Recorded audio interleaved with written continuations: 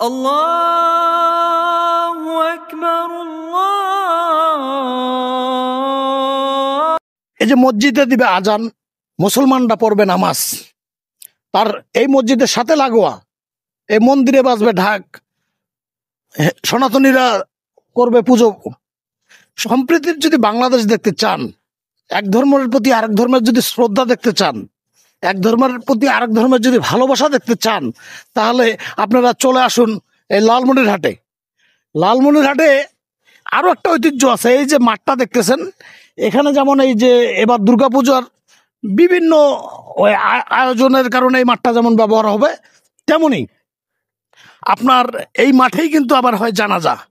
এই মাঠটা যারা দান করেছেন, ওয়াকফ করেছেন, এমনভাবে ওয়াকফ করেছেন যে এটা মসজিদও ব্যবহার করতে পারবে, মন্দিরও ব্যবহার করতে পারবে।